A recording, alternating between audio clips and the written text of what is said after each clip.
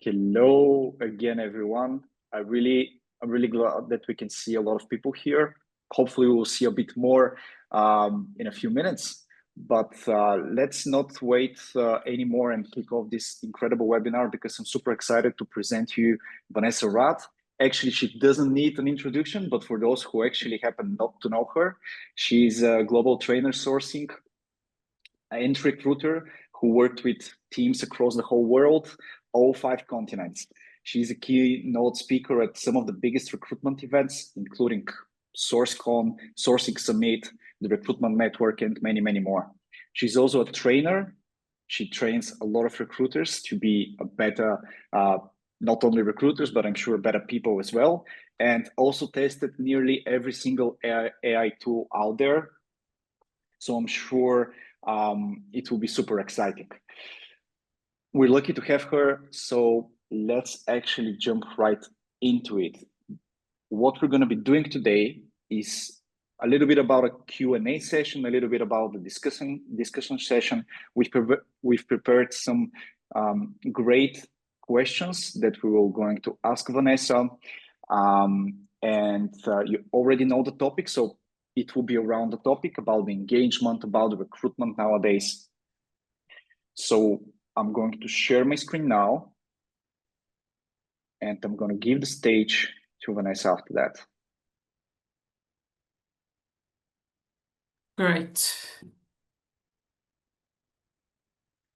Cool. We can see your slides. Amazing. So I'm going directly with the questions, Vanessa, so I'm sure you're ready with it. First, we're going to talk a bit I'm ready. I was born ready. Yes, I'm sure of it. We're going to talk a bit about the recruitment nowadays, about AI, about how it is transformed. So one of the first questions is, with tools like LinkedIn Recruiter, with all these AI-powered sourcing platforms and vast open data that is available, finding candidates is becoming easy with each day. So what is the real bottleneck here? And why hasn't the technology so far solved it? Good question. Good question. So, hey, everyone. Good to see a lot of familiar faces here. I appreciate your support. And it's really interesting to just give you a little bit of history. The reason how I met Todor and his amazing tool that he's created, he sits in Bulgaria and I'm in South Africa, is one of his tools is on my list of AI tried and tested tools. And I was really impressed with what it does. So let me jump in and answer the questions here. And I don't think that we have a tool yet that solves, well, I know that we don't, not one that I've seen, that solves the whole recruiting process from beginning to end. I've seen like stashes of excellence of tools that can do things really well and bits and pieces. Like, for example, Todor's tool is great because what it does is it actually automates reach out on LinkedIn. So he was just showing me before we went live about an example where, you know, the hiring manager, you could take over his LinkedIn profile, and what you could do is you could post questions on his behalf. Now, that's really great tech. I mean, that's something that was difficult to do before without giving complete control. And then you were seeing the personal messages going to the hiring manager. So that solves a real problem. But I think that for me, the tools that I see doing the best are the ones that have taken one little process of the recruitment process. And bearing in mind, that's a very long process. I mean, there's 8 stages in a general recruitment process, and it speaks to one of them, and it does that really well. So this specific question over here talks about sourcing. So yes, there are a lot of tools out there that do, you know, really well from a sourcing perspective. However, a lot of them are really expensive. So that makes them prohibitive to a lot of users out there who want to use them. We're also having a situation at the moment where, you know, there's lots of different bottlenecks. The bottlenecks could also be outdated contact information. We just assume that all of the data is clean and up to date, but it's not always. We've all experienced those bounce backs, people not answering their phones, which is a challenge within itself. But it has become easier. We also got to look at things from a global perspective of really understanding that when we do put a job advert out there, we're getting heaps of response. Now, whether that's down to AI technologies from the candidate side, tools like Handshake, I saw another one recently called Span, SPAAN, that are applying for jobs on candidate side, means that there's a lot more choice for recruiters now. Now, whether that choice is really good and whether they're the A players is sometimes can be really debatable. I was working with a client out of the UK recently, and they had 350 people apply for a job, of which 2 of them were suitable. So it just shows that, you know, the AI is not always where it should be. And that is why we always need the human oversight and the loop to be able to have a look and decide, has it made the right decisions here? So if I was to answer the question and say, what is the one bottleneck in recruitment today? I would say that it's actually trying to get responses from candidates. It's literally, you know, you can find the candidate, you can find the contact details. We hope that they're up to date, but it's trying to get those candidates to respond to you, because we're getting to a point now where we have a handful of candidates that are suitable for a lot of jobs that are out there. And the demand is really high in certain sectors and certain niche areas.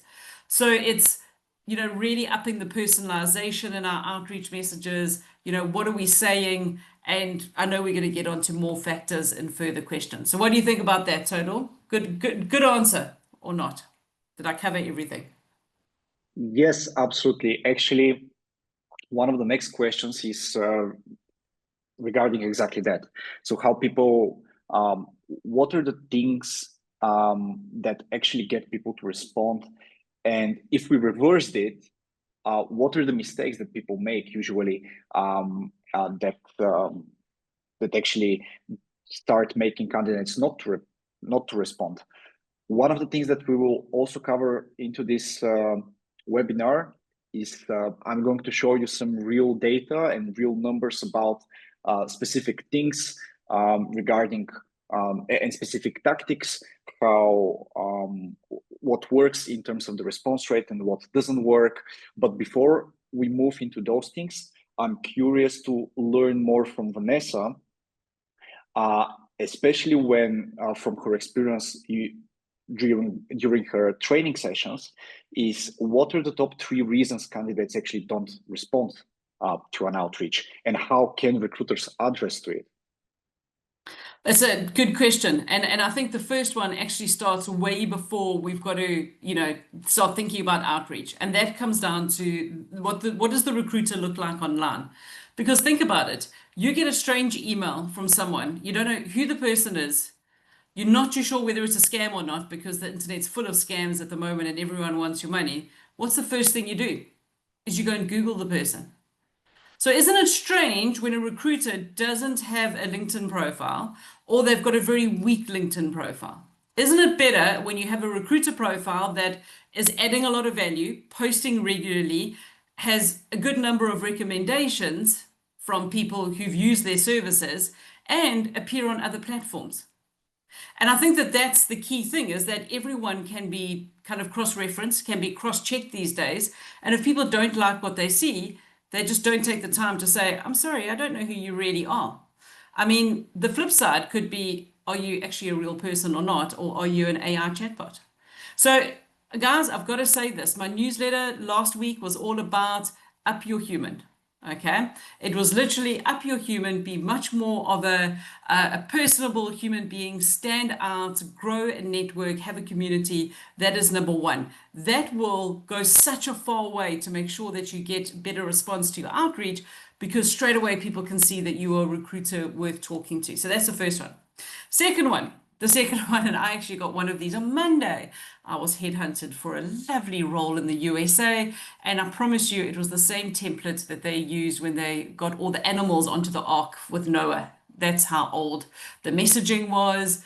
I could see it was just, there was zero personalization. They literally could have sent it to anyone who was speaking on a stage at Sourcing Summit last month in Amsterdam, and anyone of those people could have received the message and thought, oh, okay, there's no personalization here. When you are sending a message to a candidate, your aim is you want them to sit up and you want them to say, wow, this recruiter's really done their homework on me. It's not creepy. They haven't crossed the line. but they have definitely mentioned enough for me to know that this wasn't an email message that was sent to 100 other people in the hope that somebody would answer. So that's the second one, is the zero personalization within the message. So what are the top three? What are the other reasons? The other reasons was that, sometimes people just aren't looking. And they don't just take the time to respond to you and tell you that they're not looking. So if you are a niche recruiter in, let's say, the tech industry in Bulgaria, and I'm going to give a shout out to my friend Momchil here, because he's the only guy that I've trained and knows that what I'm doing in the tech industry in Bulgaria. He needs to build a brand, he needs to be known, but he also needs to know how to speak the language. So I think that, if you've got your finger on the pulse and you know who's where, how long are those contracts out there for? Is that company hiring? Are they retrenching? Are they going to a contractor model? Like, I know that he knows the industry. So he knows who's up for renewal of a contract, when they must get in touch with them, who that person might know. And I think the more connected you are, the more understanding you'll be, and you'll know when to message that person. Does that make Yeah, sense? absolutely. I think we're actually naturally going through the direction of the personal brand, especially in the context of LinkedIn. That's actually what it is, right? When unlike emails where there is purely one single text and no other person behind it, in LinkedIn you have the power of the brand of yourself. So me personally, I think that creating this persona in LinkedIn is some sort of a validation that what you're talking about is real. So Yeah. in the context of LinkedIn, that's absolutely fair. And I know that you have a lot to talk about that topic, especially about the personal brand. So I'm going to ask you our next question, which is, why actually the recruiter personal brand matter? I think part of it you already answered in the previous question, and also what is the impact of it? Good question. And I want to just highlight something here. And I don't care if you are working for yourself, you run your own business, or you're working for another organization. The one thing that you are going to take with you when you move to your next job or you start your own business is your personal brand. So you actually may as well start working it for your own personal benefit now. Just when it comes to building your personal brand, make sure that if you're employed by a company, you are uplifting their brand at the same time. It's super easy to do. I did it for years while I was employed. Because when the SH1T hits the fan and suddenly it's now time to go on your own, you want to make sure that you have your own brand in order to lean on. And that is really important. So the impact for me is that I've seen this. I was the person who didn't work their brand and was a struggling recruiter, then started making some changes. My response rates at the moment are close on 100%. If I reach out to someone, I will get a response for whatever it might be. And bearing in mind, I wear many different hats and I do loads of different things. And it's because before they even get the message from me, they know who I am. And all you've got to do is you've got to be noisy, you've got to have an opinion on LinkedIn, and you've got to think of something to post pretty much every single day.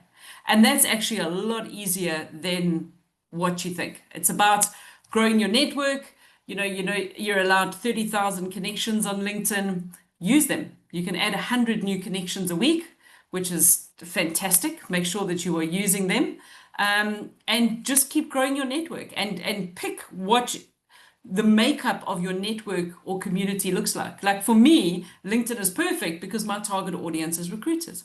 I want to train recruiters. But if it was Java developers, I'd maybe be thinking twice about building a brand on LinkedIn. And I would think maybe I should be getting onto GitHub, or I should be having a TikTok channel or YouTube or something like that. So we've got to think we're going to build a brand where the talent is, but always make sure your LinkedIn looks good, because whenever anyone starts thinking about a new job or they are on the market, it's the first place that they're going to go to. So it has a massive impact on response rates, and you're actually only going to be able to tell once you try. Yes, you're gonna hear a lot about LinkedIn into this webinar, because for good or for the bad, that's where the monopoly is. Currently, Yeah. LinkedIn is the platform that is leading the talents, and we need to adapt. So we definitely need to take the most out of it. And actually, I'm curious to learn more about some common mistakes that you have and Okay. that you have seen, because I know that you have a lot of training programs, but I'm curious to learn what is the most common mistake that you see recruiters make when they first try to implement those modern sourcing techniques. Can you share a specific example of it? Sure. So not even a modern sourcing technique, but what I'm seeing at the moment is I'm seeing a lot of poor usage of the LLMs, so large language models, and I'm seeing a lot of people generating blogs, newsletter, LinkedIn posts, outreach emails, and you can tell straight away that they have been generated using AI, especially if you know the person. You know how a certain person talks, how they type an email, how many emojis do they use naturally, all of those kind of things. And now when that suddenly changes, you're like, oh, they've just discovered ChatGPT, and you can see it. So for me, I think it's you're going to use them, but using them incorrectly. And I think that too many people don't, and use generative AI, use it to create content, but always make sure that it sounds like you. And there's different ways you can do that. You can do it manually. You can build your own custom GPTs if you are paying for it to sound like yourself, which makes a world of difference and saves a lot of time.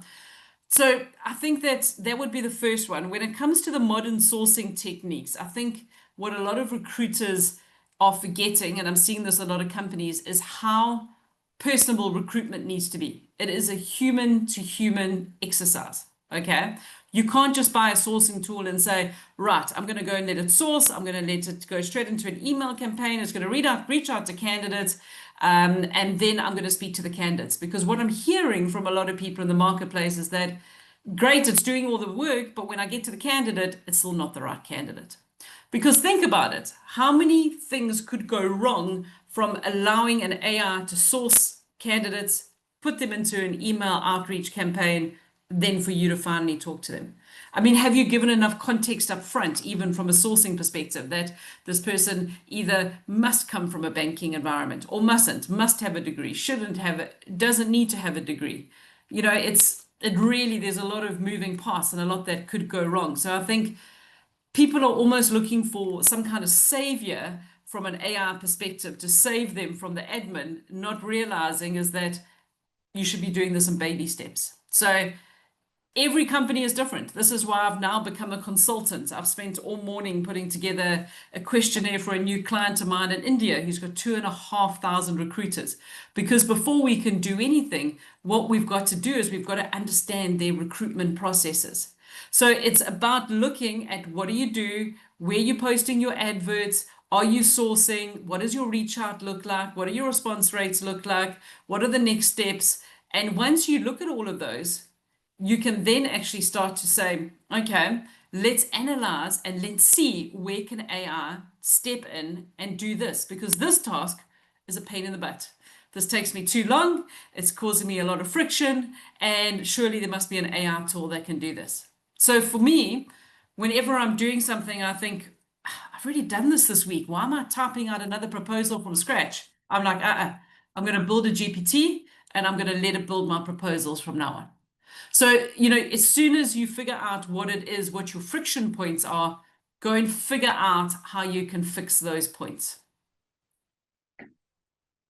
I love that you mentioned something. You mentioned go look at your response rate, go look at your outreach. We're actually going to talk about very shortly in a couple of minutes all about that. And it turns out that actually this is super hard to figure. Most people, when you Yeah. ask them, when you ask them a basic question such as, hey, what is your response rate?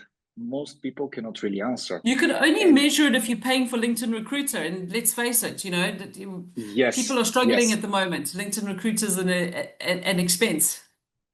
definitely. And even further, even if you pay for LinkedIn Recruiter only shows the response rate and the outreach going through the emails and through this account, not through your Yeah. personal account, for example. So sometimes it's super hard to track because, as we all know, recruitment is happening everywhere. It's First of all, it's not only inside LinkedIn. And second of all, it's not only inside LinkedIn Recruiter. Sometimes it goes through your personal connections that you've built throughout the years and etc.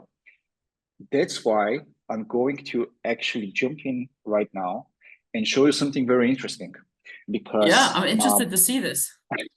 I didn't, on purpose, I didn't start this webinar telling you about what we do, but actually what we do is we help companies, first of all, work better with LinkedIn. That means automating their outreach, but in a very controlled way, very human way. And most importantly, Todor, before you go any further, I want you to explain how people are not going to end up in LinkedIn jail if they if they use this product. You need to explain it. Yes, absolutely. I think you already mentioned something, which is that LinkedIn allows 100 invitations per week, right? So this is part of their effort to try to restrict automation. But interestingly, LinkedIn does not differentiate between an automation and a manual task. But what they do know is, for example, how many messages and how many requests you're sending. So they have a fair usage policy about that. They have a limit. And this limit is very publicly open. It's like 100 requests per week. If you paid for a LinkedIn account, this limit is a little bit above that. And you have also a limit for messaging. What we do is we actually we absolutely track those limits, and we don't allow people that are using TalentSight to go above those limits. We're anti-spam people. We don't want people to spam, but we want them to have an organized place where they can track and organize their outreach better. So this is actually what we stand for, and because of that, there is a really interesting statistic that I wanted to show you. We managed to analyze more than 50,000 LinkedIn outreaches, real outreaches. So I'm going to talk about some data now. People that know me knows that I love data. I love to understand the data. And I think in recruitment, especially nowadays, this is a huge advantage. If you know your data, probably you'll be definitely on the higher end. And if your data is structured, it works so much better with AI. And that's something that's really important. Get yourselves into a good CRM or ATS. It helps the AI integration so much. Oh yeah, absolutely. ATS is a must. I think it is a must, at least for the past 5 years or even more. So what we're going to be focusing on today is 3 main things. First of all, we're going to start with the general stats, the outreach volume, the response rate. Secondly, because we already talked about this a little, we're going to talk about the LinkedIn types, the premium LinkedIn, the standard LinkedIn, the in-mails, etc. And at the end, we're going to talk about the follow-ups. This is my favorite topic. And during that, I hope that we can bust some myths that are going around the recruitment space. I'm interested to see what you say there, that follow-ups are a waste of time. Yes. So interesting. I'm actually anti that, but you'll see that why this is a myth. So first of all, about the data. You saw the title. We've actually analyzed 5,000 plus outreach, but some facts about the data, because facts are super important. First of all, this is the data only since the last year. Also, this is only in LinkedIn. This includes both the emails and the direct messages. I'm going to talk about shortly about that. And those outreaches are coming from 43 recruiters, some from agencies, some from internal recruitment. The majority of them is across Europe, and only 20% is from the other parts of the world. The first thing first, the outreach. If we look at how many people replied to this outreach, we'll actually be able to calculate the response rate, which is, by the way, 41%. Some people would say that that's a lot. Some people think it's less. It's not less, and there is a reason behind it. It was more than I expected. I thought it was more be in the 20s. This is actually something that literally every single person that comes to us is telling us. They think that it's around 20. In reality, it is not. I'm going to put a disclaimer here. This data, we have only through our clients and partners, which I believe are on the higher end of the recruitment. So I think that maybe if we put on really, if hypothetically speaking, if we can analyze every single one, probably the response rate would be a little bit lower. But if you want to be a great recruiter, I would say you should aim for this response rate or even a higher one. A very huge topic, emails or direct messages. We were able to analyze that as well. Out of these 50K, maybe this is not a surprise for you, but the majority of them is coming through emails. This is normal. Most people pay for it and they're using it. Great. However, something very interesting we found is that the response rate, the average response rate from all these people that is going through the direct messages is actually more than from the emails. It's around 52%. There are a number of reasons behind it. I'm not going to go into some much details into it. One of it is that in order for you to send a direct message, you first need to be a connection to this person. So you have this kind of a natural filter through LinkedIn to filter out the people that are not active in LinkedIn. Because in order for you to send a direct message, the candidate needs to accept your request first. So maybe that's one of the reasons why we're seeing this. But I think it's super interesting to see it on a bigger scale. Now, the second thing we're going to focus on is actually the most important number here. It's not the volume of outreach, it's not the response rate, it's actually the conversion in between. And I'm going to tell you why. We calculated it in a very simple formula. We take the outreach, we take the response rate, and we calculated what is between them. This literally means how many people reply to you. But if I rephrase a little bit this, I would say that this is not only the people that reply to you, but those are the candidates that you started the conversation with. We all know that even a negative answer could actually transform in something positive in the future. For example, people may say that they're not interested right now for the job, but a good recruiter would try to take this into his advantage. He'll say, well, okay, you're not interested, but do you know somebody that is interested? And maybe this would turn into something positive at the end. So conversations are super important. And we believe that this number is actually the most important thing that you can track. Now, I have a task for you. I'm going to give you 5 or 10 seconds to think for yourself, but we have 2 examples. We have Anna recruiter and Bob. You see that Anna has a decent outreach and a very good response rate, and Bob has way bigger outreach and a little bit less response rate. Who do you think would have more conversations? I don't want you to answer, just think for yourself for a little. It's the same. Both of them are around 920s. With this, I want to prove you that actually it's not one or the other most important. Both of them, both metrics are important. It's both the volume and the response rate that really matters. So now imagine what would happen if we take this huge response rate of Anna with the big inbound outreach of Bob.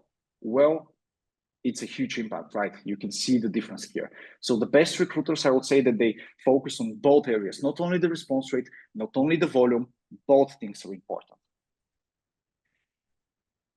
With this, I think we busted at least 2 myths. First of all, LinkedIn Recruiter does not show you everything because you also have your personal accounts, and also volume is not everything. The second is the follow-ups, my favorite topic. What are follow-ups? Well, just to give you a straight answer to it, first you have an outreach, then maybe you have a quick reminder, maybe you have a second follow-up. All of those messages are follow-ups up to the point. I like the one after 3 days. It's like a really desperate recruiter there. Stop ignoring me, please. Yes. You're hurting my feelings. Obviously, that's not a good example. Guys, I mean, I'm not showing you this to mimic. No, don't do it. However, this is an example of one outreach with 2 follow-ups, and then at the end, you get a reply. it's negative. Probably nothing positive will happen if you start like this. But anyways, this is a follow-up. Many people would say that the follow-ups are a waste of time. I want to prove to you that this is not the case. We actually were able to track how many of all the replies from those 50,000 conversations, how many replies are coming directly through the follow-ups, and it's 9%. That means that. So how many follow-ups did that 9% come from? Yes. So this, we didn't put a specific distinction between 1 follow-up and 5 follow-ups. However, we have a separate study based on that, and it's actually like a logarithmic formula. If you know what it is, it's like the more follow-ups you use, the less impact you'll see. So the most impact that you'll see is on the first follow-up. Then the second would see less impact, and this goes on. On average. So basically, you've got one shot at 1 follow-up to make it count. Yes, we actually calculated that with just 1 follow-up, not 2, not 3, just 1 follow-up, you're able to increase your response rate 5 to 10%. And the statistic that I'm showing here is 9%. 9% bigger response rate only because of the follow-ups. So we have 32% that is going, that is only from 1 outreach, no response rate, just 1 outreach. 32% people respond to that. And then the rest 9% are coming from the follow-ups. And some people would say, well, 9% is not that many. You're wrong, because that's basically 1/3 of all the people that replied to you. And if we take Anna again, and put 9% here, this would mean that it's 180 conversations that are just standing there waiting for you to convert them. It's not, you don't spend more time on sourcing. You're not getting more people. No, it's just the people that you already have. You know what I think the big problem is here, Todor, is that a lot of recruiters forget who they have actually sent outreach messages to. So if you don't sometimes go back into your inbox, whatever you want to refer to it as, you know, and say, okay, sent messages. Okay, oh, geez, I messaged this person. I never heard back from them. Let me message them again, kind of thing. You know, I think that's the problem. Yes, absolutely. There is a problem, and that's why most people are not doing it, because they just don't have time. They focus mainly on finding the people and sending the messages, which is great, by the way, because that's what the sourcing is. However, they're missing this opportunity, which is there and it's standing and it's waiting for them. Of course, it will take you time, but that's why there are tools that exist, such as ours, of course, but there are other tools as well that help you automate this part. It's not about, you know, when we think of an automation, it's not about taking thinking process out of you. No, it's about helping you with those things, such as the follow-ups, that it can produce you 9% more replies, which is why not. So to conclude this, I promised to give you at least 2 things that you can do after this webinar to increase your response rate. And there you go, the 2 things. If you don't do follow-ups, start doing them now, because you're missing out a lot. And the second thing is, most of you probably have recruiter accounts. If you do have recruiter accounts, don't rely only on emails. Try going through the direct messages as well. Use everything that LinkedIn is giving you. If you do those things, we promise you that you'll see an increase in the response rate from 8 to 15%. And this is nothing about even the content. We're going to talk about the content a little bit later, because I'm sure that there will be some questions about that as well. So this is interesting, because I must admit, as soon as I see an email, I ignore it, because it's probably someone trying to sell me an MBA from some university. So I see an email, I literally like delete it. It's part of my morning activity, but I'll answer pretty much every single DM that comes my way. So yeah, that's really interesting. Also, the problem with emails, and LinkedIn puts this out in their annual report as well, is that when people change jobs, the behavior is more likely to change on Facebook, where they work first, because that's where their friends and families are going to see, but they don't update their email address and where they are working, and then that affects the email deliverability. Yeah. Interesting. Absolutely. Okay, I like that. Good points. Yes, yes. And I think now is the time that we can kick off some of the second discussion, the Q&A Cool. discussion, which is actually questions that are coming directly from our attendees. During the registration process, there was a question regarding something like, what would you ask Vanessa? So we took 3 of those questions, and now we're going to answer them. Actually, I'm hoping that Vanessa will answer them. Of course, I'm going to jump in as well. And then after that, we're going to unmute everyone, and everyone will be able to ask any questions. So let's start with the first one. I think this is something, yes, what actually makes candidate response today? Is it the message, is it the volume, or overall engagement approach? Okay. I'm going to start with this because we already talked about it. And I'm going to focus specifically on the question, is it the volume or is it the message? Well, you saw that actually both of them matters. So it's both the volume does matter. I do believe that at the end, it is a numbers game. So the volume does matter, but also the conversion, which is within the message. So the message also is important. And the overall engagement approach, I would say an engagement approach could be, just for an example, do you use follow-ups or you're not using follow-ups? That's a strategy which you guys can try it out for yourself. But yeah, I think pretty much for this question specifically, I tried to answer it using the data. So I'm going to leave Vanessa answer in her own way as well. Okay, there's 2 ways to look at this. The volume. So is it the volume of messages to one person, or is it volume that you're going to send the same message to 100 people? So I'm just questioning that, and I'll answer the question from both perspectives. So first of all, the more targeted your approach to sourcing for roles that need to be sourced. I mean, not every role needs to be sourced. I mean, I'm sure anyone in any geography could find a marketing assistant or call center agents, those kind of things. They don't need for hardcore sourcing. So if it comes to volume, almost like a spray and pray approach, I'm not an advocate of that. But we've all seen from the data that yes, a follow-up or 2 goes a long way. So for me, I know we've spoken a lot about LinkedIn, but I'm not averse to, if I've sent someone a message on LinkedIn the day before, to sending them an email the next day and saying, I did reach out to you on LinkedIn, you may not have seen it, or sending them a WhatsApp, like be relentless. That's what we need to do. It's about, multiple touch points.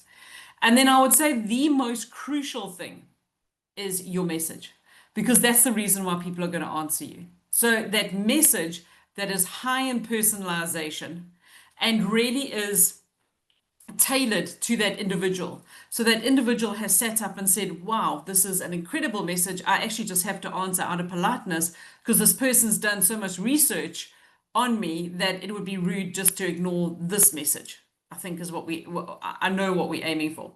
And the overall engagement approach speaks to, does the person know about you or recognize your name before your message even lands in their inbox?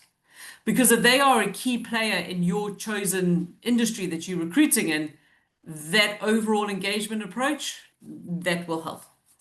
So I hope that answers the question. I hope that too. The next thing is very interesting question. If there is one AI tool or a process or a skill recruiters shouldn't start 2026 without, what would it be? Okay, good question. I like that question. Who asked that question? They needed something. So great question. My answer to that would be, this month, we are 3 years in access to LLMs. So we have Gemini from Google, we've got Claude from Anthropic, we've got Grok from Tesla, we have got cheapers, we've got ChatGPT from OpenAI, you name it, like it's there. So a couple of things. Pick your weapon, pay for it, and get the most out of it. So my advice would be start paying for OpenAI ChatGPT, but don't just pay for it because you're tired of running out of prompts. when it gets late in the day and the US is logged on for us and everyone's using it. Pay for it because you're going to build your own GPTs, you're going to schedule tasks, you're going to use deep research, you're going to integrate it and connect it to other parts of what you do. Like that is a non-negotiable for me. So it's now choose your weapon, whichever one you want to go with, would be what you have to master going into 2026. Because the changes, I was even saying earlier to my husband making lunch that like I'm getting through so much so quickly. Like I'm not going to lie to you, this webinar is going to finish and I'm heading straight out for a walk because I finished my work for the day. Because I've worked so much with my AIs, I've been talking to it all day, and it really augments all of this work I'm trying to get out of my head, and it puts it into such a manageable format that I can share with others. And that is a skill which, if you can do that, you can do anything with the data and the busyness in the head and the 1,001 things that recruiters are trying to do at any given time. And it will just really, it will save you hours. I really am, this year has been the year of not working as many hours, but getting through as much volume of work. Great. And now we have the third and final question before we open the Q&A session. I really like this question, and I'm super curious to see how you would answer it, Vanessa. So how important is the sourcer in the recruitment process nowadays? Okay, good question. So if you look at the EU AI Act, which affects a lot of people on this webinar, is that there has to be human oversight in any of your recruitment processes.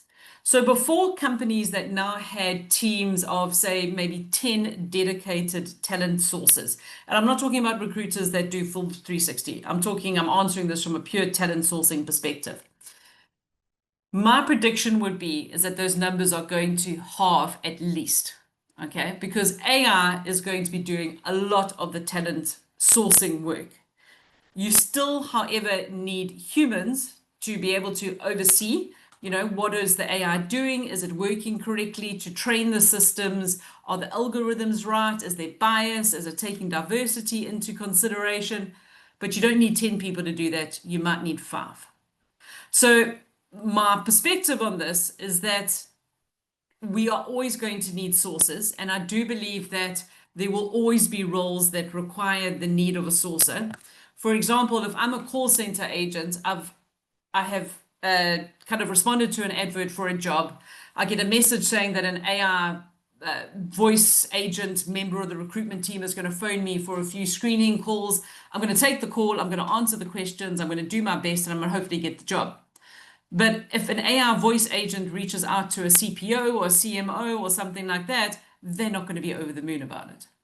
And that is where the sourcer comes into play. And a sourcer who has a network and a community and uses AI to their benefit can get through a lot more volume in the talent sourcing space than a recruiter who doesn't.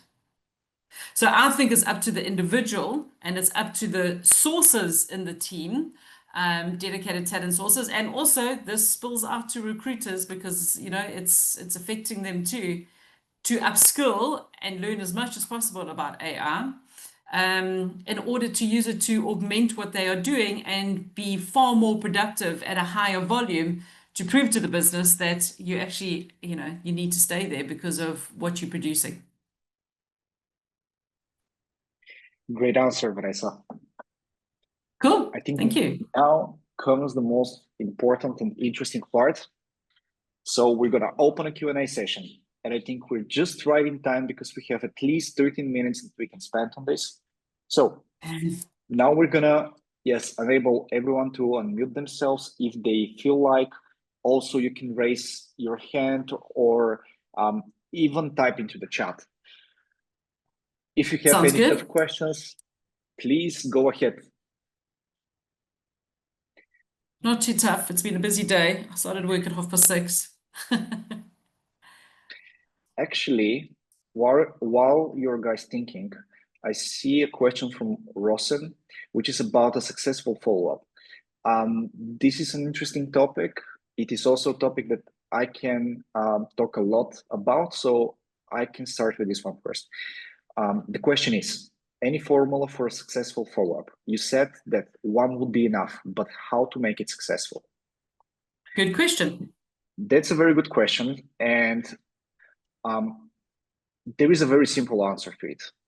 For me personally, and from what we've seen using the data, the most important thing about the follow-up is not the content, is the idea that you would jump on top of the inbox of the candidates a second time. Let me try to go a little bit deeper into that. We all know that candidates, especially the good ones, they're bombarded with messages, especially in LinkedIn. Most of them are willing to reply, but especially when they have busy days, they just forget. It's not that they don't want to reply. It's not that they don't want to see you. Most of them, of course, but sometimes it's just not the right timing. They're having a lunch or they're just doing something else. If you wait and if you don't send a follow-up on the next day or the following days, some new recruiters would start popping up on his inbox. So he'll completely forget about you. The most important thing about follow-ups, in my opinion, is the idea that you would have at least 2 or 3 times chance to appear on the top of the inbox. Now, of course, the content matters, but I would say this is kind of the 80-20 rule. So the 80% efficiency comes from this idea that I just explained, and the 20% comes from the content. If you want to know how you can improve the content, I'm going to give you one very simple strategy around it. So many people that I've seen so far is doing the follow-ups in the following way. They're putting either an email or a direct message with a huge information in it. They put everything into this one message. Too much. And then everything is too much. Which is too much, and you're basically you have nothing left to offer because you put everything into one single message, and then the second message would be your follow-up would be super boring. It will be something like, "Hey, did you check my message?" Or something like that. What you can do instead, you can split the first message into 2 or 3 parts. For example, you can start with your first message, but on purpose, not sharing everything.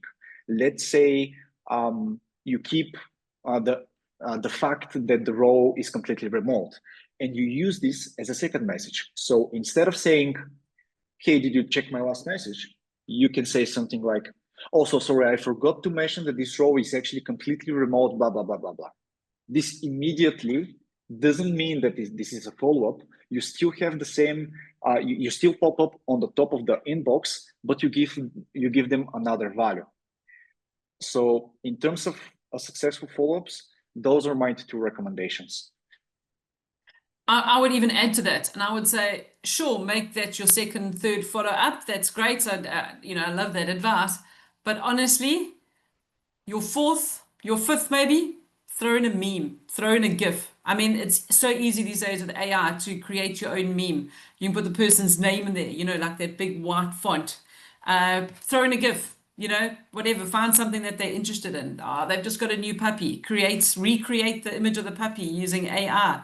Get it to send a message, Just there's loads of different things that you could do. And that's why upping your AI skills, is also going to help you to be more creative in your outreach, because there's loads of different things that you can do these days. Todor, I'm also just going to quickly pop into the chat here, my LinkedIn link, in case people don't want to ask follow-ups in a public kind of space. They can also connect and follow me there as well. That's a great strategy. I like that. Ben? Yeah. Just on that topic, I use something that works really, really well, and I get a response most of the time when I use this. And it's maybe just educating the candidates on the process. So when I don't get a response and they're one of the top 3, I would actually send them a follow-up and say, "Please note, I've got various people interested in the role. As you're one of the top 3 of interest, I have a placeholder for you currently. If you are in the market or if you're not in the market, a response right now would help me a lot in managing the talent pool there may be somebody else that may be in need of the Right. role. They Love that. immediately respond. Yeah.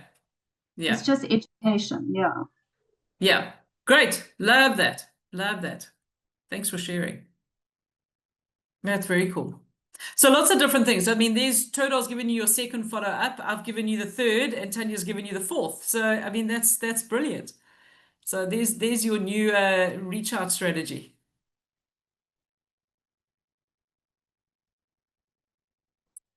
Any other questions? We actually have a lot of questions that came through the registration. So maybe we can use some of them as well.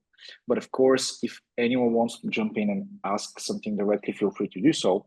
However, what I'm going to do is I'm going to start popping up some questions here into the chat so we can all see.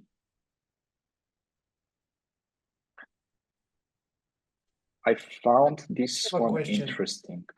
Yeah. Vanessa, do you think there is a bit of an overemphasis at the moment of people looking to increase the amount of responses you get? To me, the more I get experience in the field, the more work I have. I actually value having less conversations, but the right conversations. So I wonder if basically there is also the opposite effect where we recruiters can easily write messages that get us a lot of responses, but do we need that? Like, do we actually need that? Is that something that we should really strive toward? Because I think in a market, please correct me, that's why I'm asking, maybe I'm wrong now with this, but we're in an employer's market and the amount of applications right now is huge. Like if you have a relatively normal role, you have more candidates than you know what to do with. So yeah, I'm sure. Would there be a case that you might want to actually not focus on getting that much back and more on who you actually want to get? Because I find a lot of recruiters who sugarcoat a role to talk to people, which is a good strategy that I was taught as a junior tutti recruiting young recruiter. But is that always the good case? That's always no.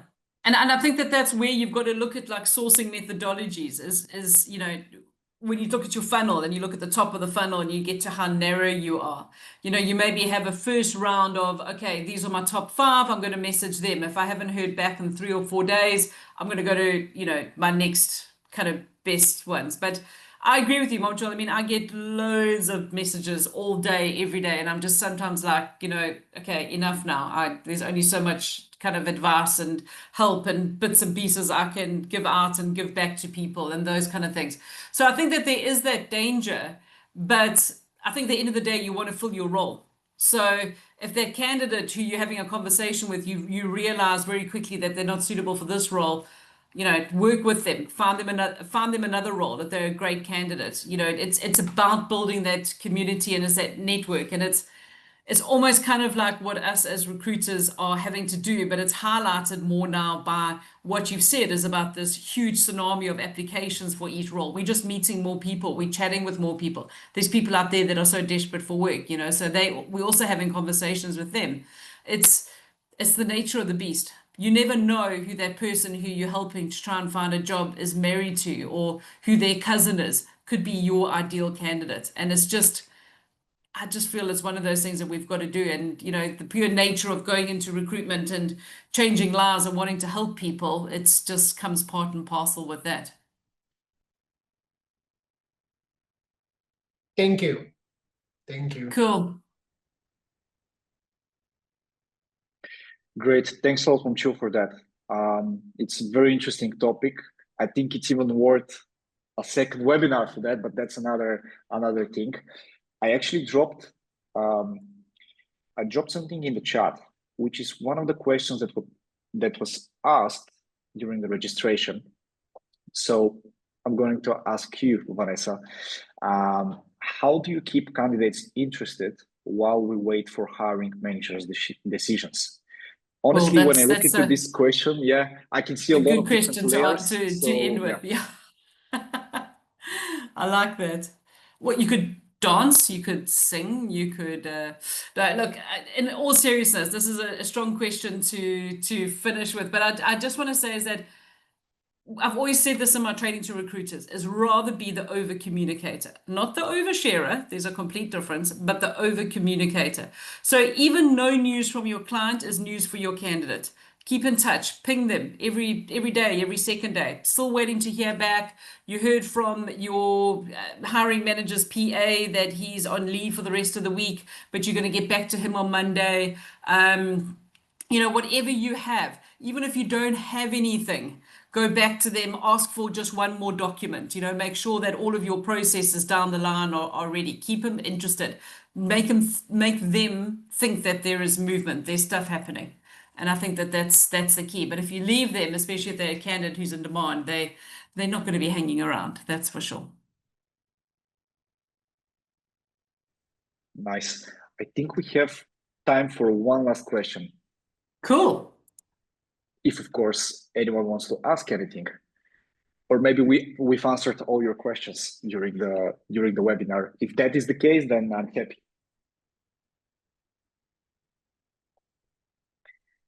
Great, cool. Then if that's the case, I don't want to keep you all here because it's almost time to finish the webinar. I really enjoyed it. Thanks a lot, Vanessa, for joining us. It's a pleasure. Thanks, everyone. Sharing it with you. Thanks a lot for the contribution of everyone. Good to see everyone. Stay in touch. Thanks, Todor, for the opportunity.